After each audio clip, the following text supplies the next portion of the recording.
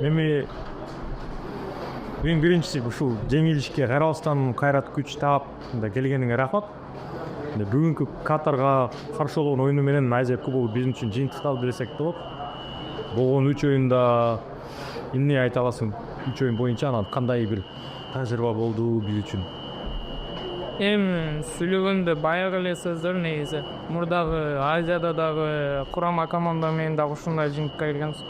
Мен Азия баштап атканда эле балдарга айткам, хотя бы 1 очко алалы жигиттер. Бул Азия, бул жерде мындай настоящий футбол болот десем, дебейм, балдардын эле тажрыйбасы жетишкен эмес окшойт. Дебейм, сүйлөгөндөн эле уялып атам негизи, чын айтканда. Кыргыз уят, чындап айтканда уят. Азыр негизи көп нерсе жетишпейт экен. Балдарга көп урок, чоң урок болду да, сабак. Вывод кылыш керек.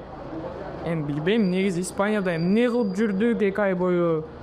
Мен кийин эле кошулдум Кытайга. 2 ай бою кандай спаррингде ойнодук, кандай машыгуулар болду, ал жакта жок болду.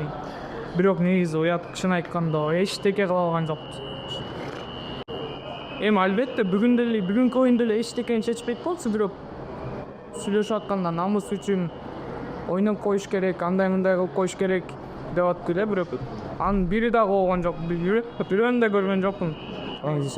Рахмат, анан акыркы суроо ушул келечегиң боюнча ушул Лави командасы менен келишимиң аякталдыбы? Анткени Рук командасы менен чогуу жүрүп турсуңуз бордо. Келечегиң кандай? Рукка өтөсүңбү же? Жашырбай эле коеюн.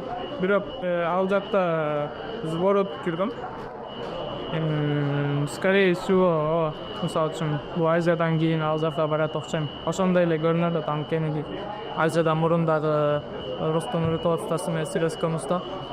Келишимге койгой элек, бирок буюрса бир 90-80%.